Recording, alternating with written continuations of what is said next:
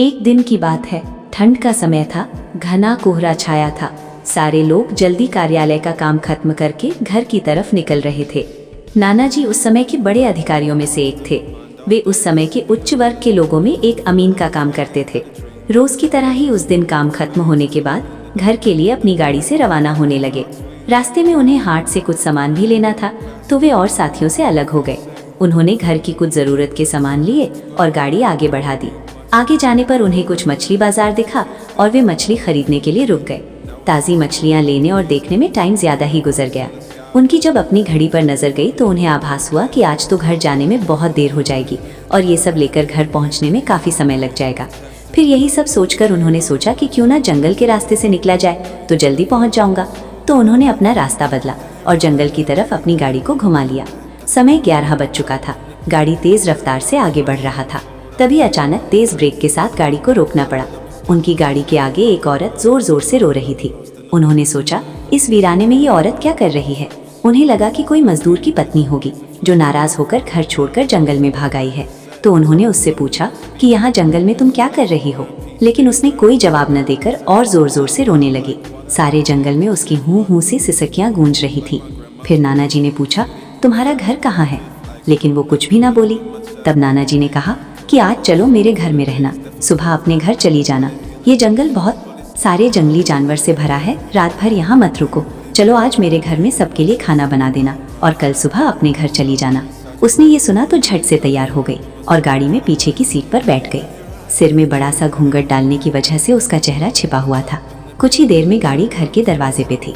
घर के लोग कब से उनकी राह देख रहे थे। गाड़ी रुकते ही पापा ने पूछा, आज तो बहुत देर हो गई और सारे लोग आ भी चुके हैं। तब उन्होंने सारी बातें अपनी माँ को बताई और कहा कि आज खाना इससे बनवा लो, कल सुबह ये अपने घर चली जाएगी। इतनी रात को बेचारी जंगल में कहाँ भटकती, इसलिए मैं ले आया। पर पापा को कुछ संदेह हो रहा था कि कहीं चोर तो नहीं है, रात को सोने के बाद या खाना बनाते समय कहीं घर के सामान ही चुरा कर ना ले जाए। पर बेटे की बात को कैसे माना करती। उन्होंने उस औरत को कहा, देखो आज तो मैं रख ले रही हूँ, लेकिन कल सुबह होते ही यहाँ से चली जाना और जाओ रसोई में ये सामान उठा कर ले जाओ और खाना बना दो। उसने फिर से जवाब नहीं दिया, बस हूँ की आवाज़ बाहर आई और वो सारा सामान लेकर माँ के पीछे बहुत दूर चल दी। रसोई में सारा सामान रखवाकर माताजी ने उसे खाना जल्दी बनाने की सख्त हिदायत दी और वहाँ से चली गई। लेकिन उनका मन कुछ परेशान सा था। फिर 10 मिनट में रसोड़े में उसे देखने चली गई कि वो क्या कर रही है और उसका चेहरा भी देखना चाहती थी। लेकिन वहाँ पहुंची तो देखा कि वो मछलियों का थैला निकाल रही थी। उन्होंने बहुत जोर से गुस्से में कहा, यहाँ सब खाने का इंतजार कर रहे हैं और तुम अभी तक मछलियाँ ही निकाल रही हो, कल सुबह तक बनाओगी क्या। उसके सिर पर घूंघट अभी भी था तो चेहरा देखना मुश्किल ही नहीं नामुमकिन था। उन्होंने उससे कहा, तुम जल्दी से खाने की तैयारी करो, मैं आग सुलगा देती हूँ, काम जल्दी हो जाएगा। और वे जल्दी से चूल्हा जलाने की तैयारियां करने लगी। लेकिन साथ ही वो उसका चेहरा देखने की भी कोशिश कर रही थी। लेकिन वो जितना देखने की कोशिश करती वो और पल्लू खींच लेती। अंत में हार कर वे बोली, देखो मैंने आग सुलगा दी है, अब आगे सारा काम कर लो, कुछ जरूरत हो तो बुला लेना। लेकिन वो फिर कुछ नहीं बोली। अब उन्हें लगा कि यहाँ से जाने में ही ठीक है, वरना मेरा भी समय खराब होगा और हो सकता है अनजान लोगों से डर रही हो। ये सब सोचकर उन्होंने उसे कहा कि मैं आ रही हूँ, जल्दी से खाना बनाकर रखना, और वहाँ से निकल गई।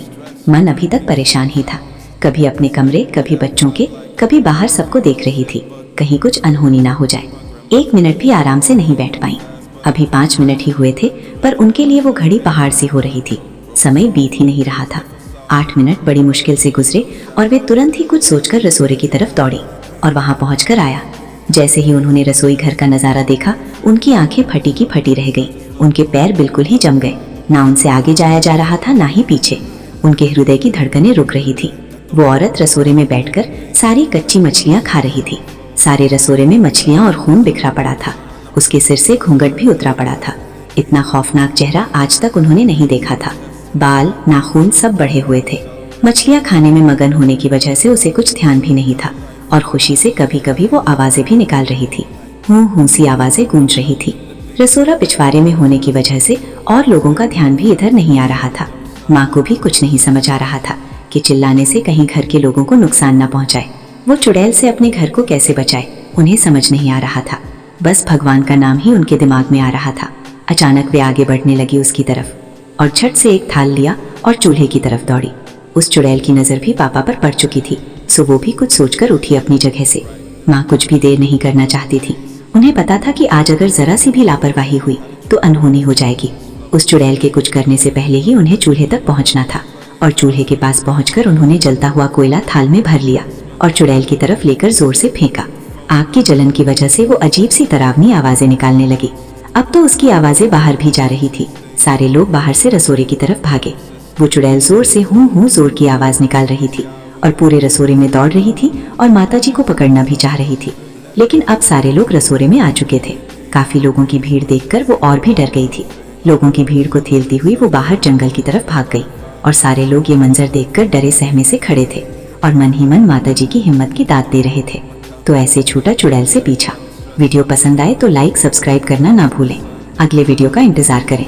तब तक कि आप हमारे चैनल को सब्सक्राइब और कमेंट करें।